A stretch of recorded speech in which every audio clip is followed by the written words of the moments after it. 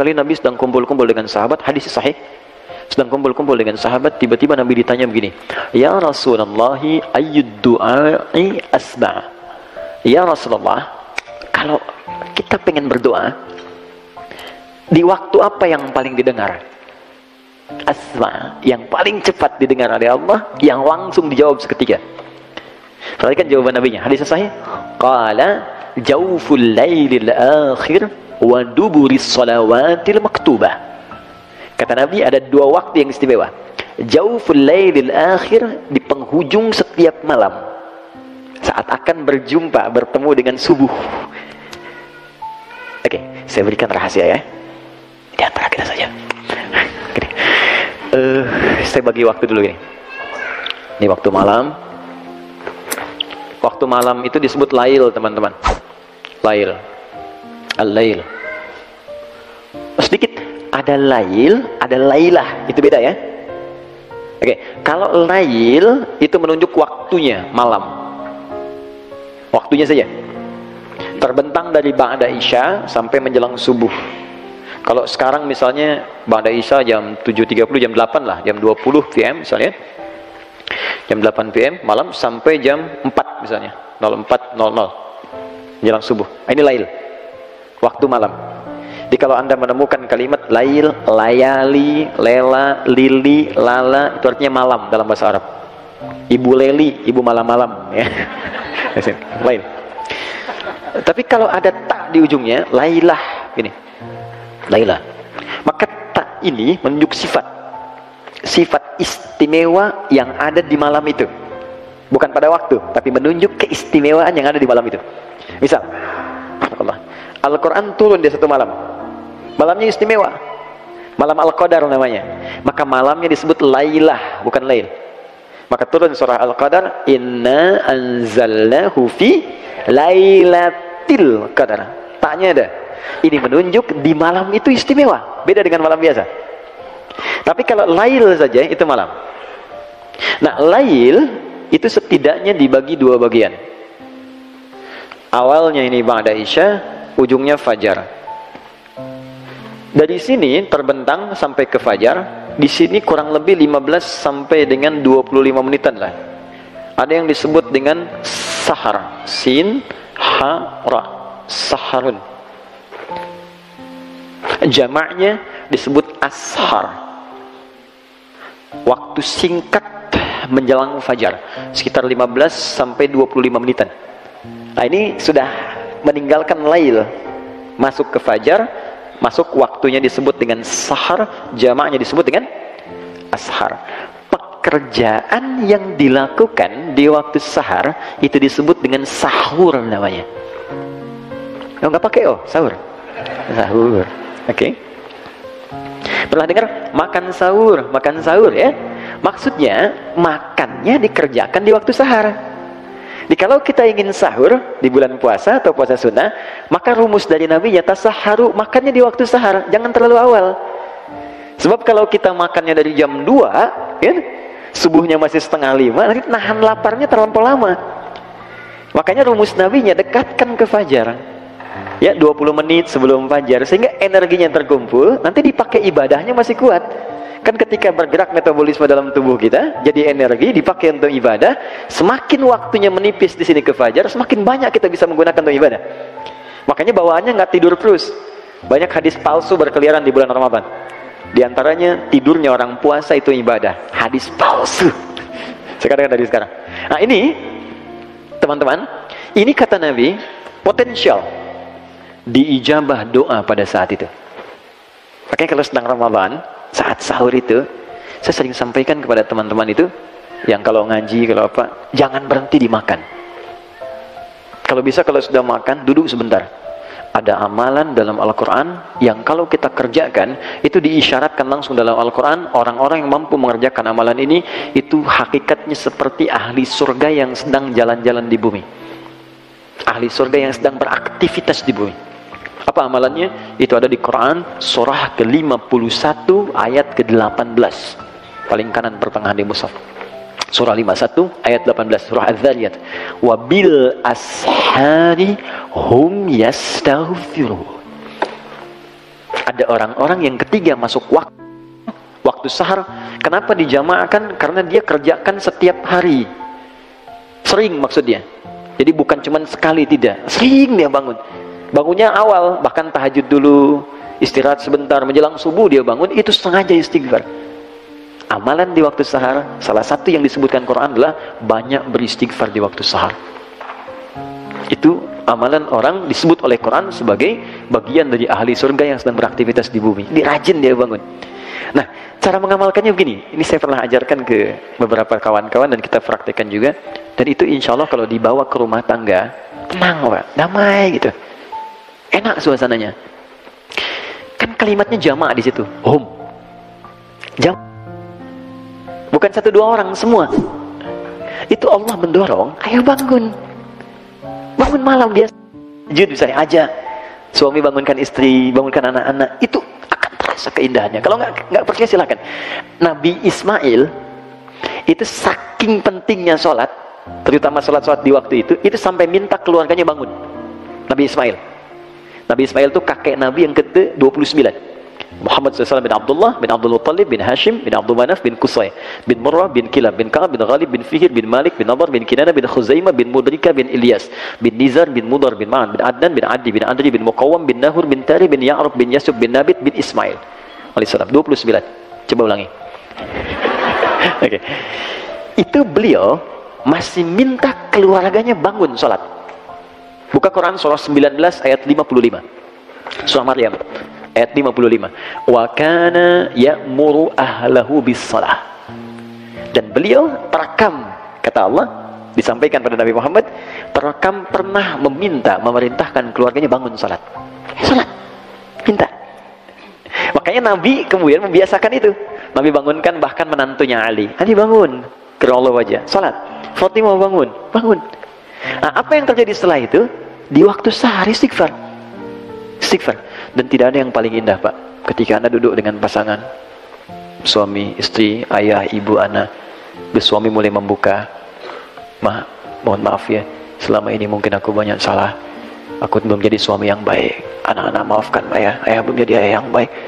Ya Allah ampuni saya kalau dosa yang hadir di keluarga adalah karena kesalahan saya. Lalu dia istighfar, astagfirullah. Istrinya mengatakan, Pak maafkan mama juga, belum jadi istri yang baik. Anak-anak maafkan, belum jadi mama yang baik. Mungkin mama wafat di hari ini, belum jadi sempurna. Ya Allah ampuni saya yang mungkin dosa di keluarga karena kesalahan saya. Astagfirullah ya Allah, astagfirullah. Lalu anak-anak mulai berkata, yang paling hebat ketika si kecil berkata, Pak maafkan Anda juga, sampai hari ini belum bisa ngasih mahkota, belum jadi anak yang baik. Lalu semuanya istighfar, astagfirullah, minta ampun sama Allah. Maka apa yang terjadi? Seketika diturunkan ampunan Allah Subhanahu wa taala untuk semua anggota keluarga itu. Wa man istaghfara li, hadis qudsi. Tabakoh pertama, tingkat pertama yang menerima hadis ini dari Nabi, 30 orang sahabat senior.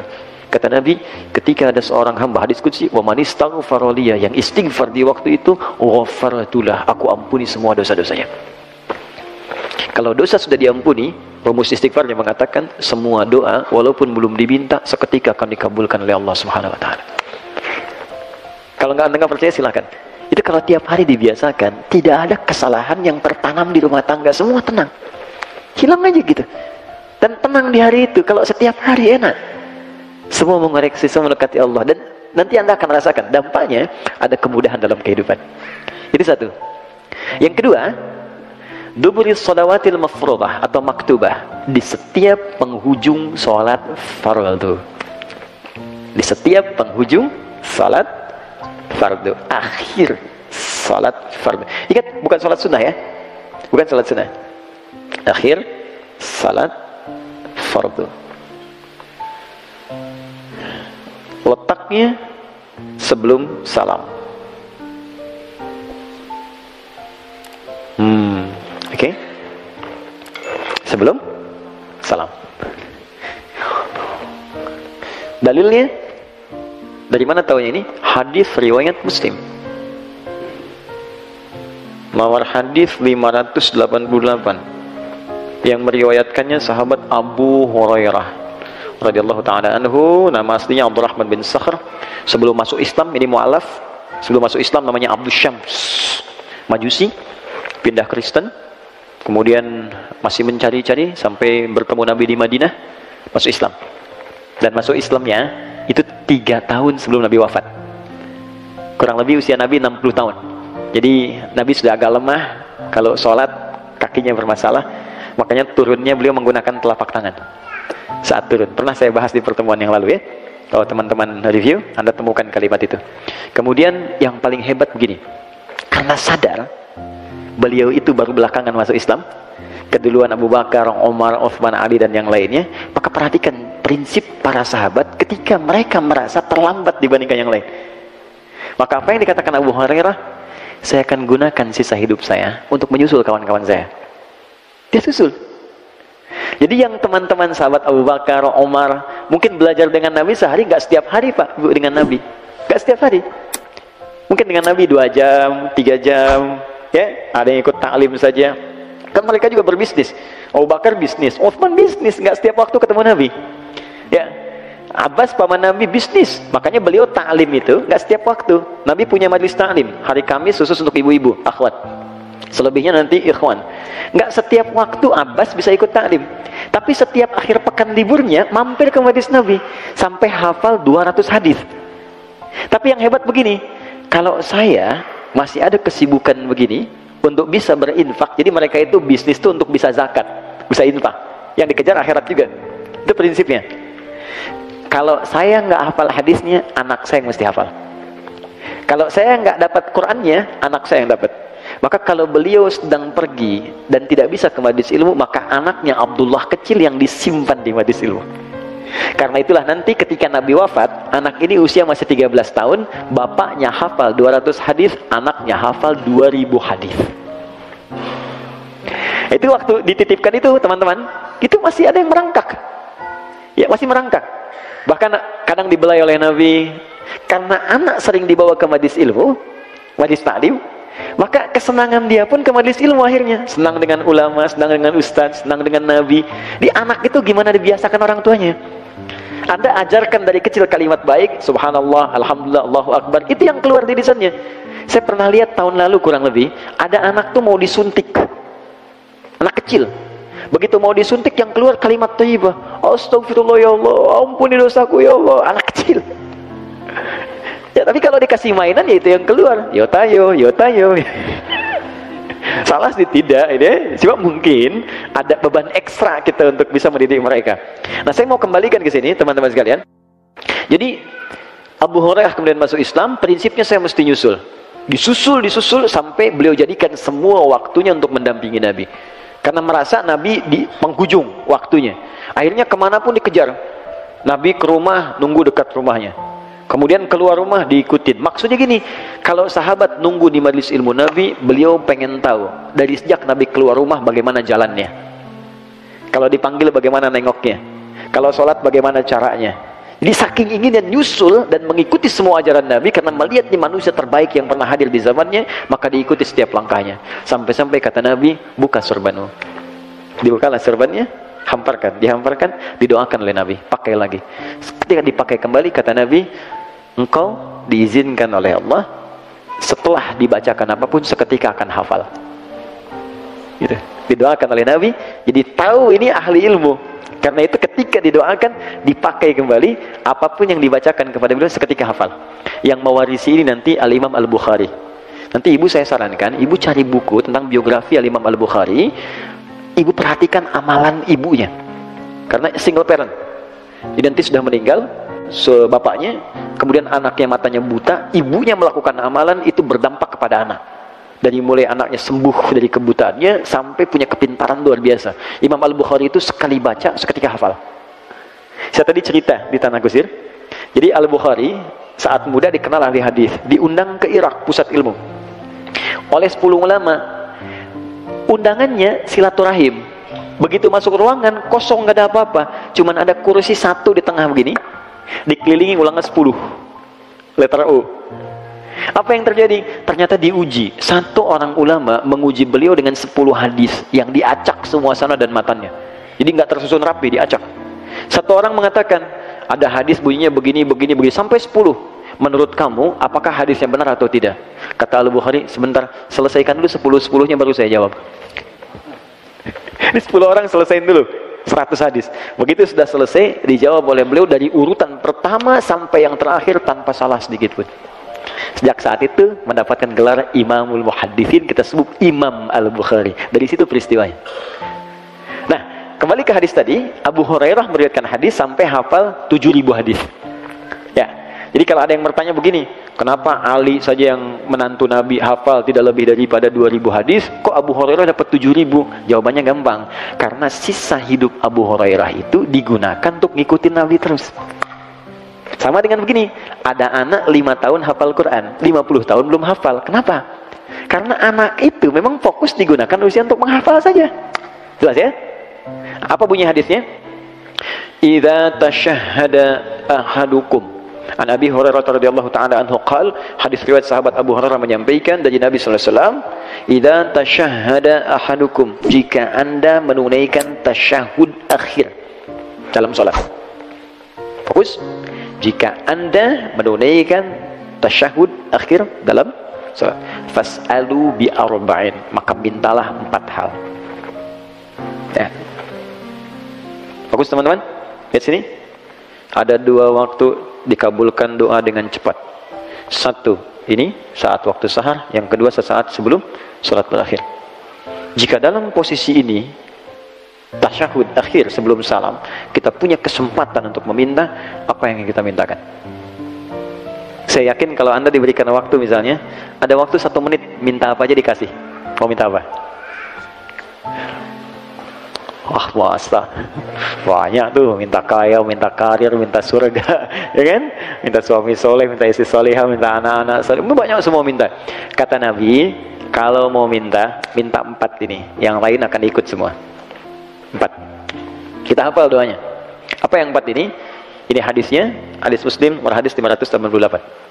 Allahumma inni, oke, a'udzubika, 1, min azabi jahannam.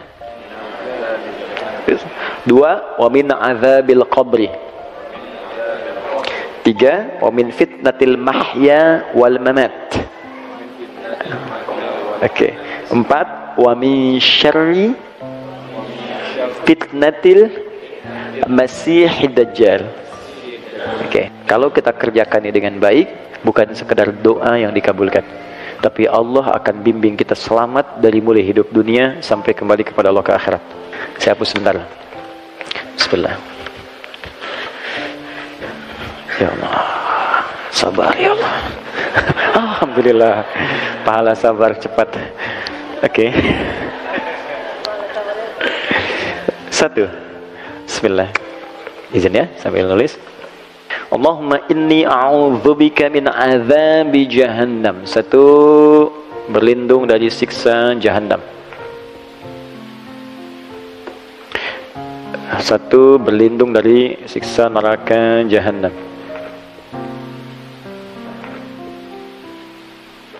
Ya. 2, wa min azabil qabri, dari siksa kubur. Siksa kubur. 3, wa min fitnatil mahya wal mamat. Ini yang kita butuhkan sekarang. Jadi kalau kita berlindung menyebut ini, wah, hoax, bulian, caci makian gak akan ngaruh ke kita. Hilang, lewat semua. Ya. Fitnatil mahya, fitnatil mahya wal mamat. Fitnah semasa hidup, juga saat wafat. Duh, kasihan banget nih, hidup di fitnah, wafat di fitnah juga. Oke, terakhir 4, wa min syarri fitnatil masihid dajjal. Ini yang paling buruk, dan ini ujian keimanan yang paling dahsyat. Ya. Dan sebagian tanda-tanda kecilnya itu udah mulai nampak nih. Bukan tanda besarnya kita nggak tahu. Yang tanda-tanda kecil tuh menuju itu udah nampak buruknya fitnah dajjal. Di fitnah yang paling buruk, dajjal. Syarri fitnatil masihid dajjal. Dajjal. Ini seketika bisa merubah orang yang tadinya beriman tiba-tiba langsung jadi kufur. Seketika. Adi ada 4 ini. Kata Nabi, minta setiap di penghujung kita selesai sholat sebelum salam. Kalau belum hafal redaksinya, minta di hati dengan bahasa kita. 4 ini sebutkan. Ya Allah, aku berlindung kepadamu ya Allah dari neraka jahanam, dari siksa kubur. Ya Allah, dari buruknya fitnah saat hidup ataupun nanti aku kalau wafat. Dan dari ya Allah, buruknya fitnah Dajjal. Di hati. Tapi usahakan sambil kita menghafal, membaca, sampai nanti kita bisa tahu cara bacanya sesuai dengan petunjuk Nabi. Kita lafadzkan itu.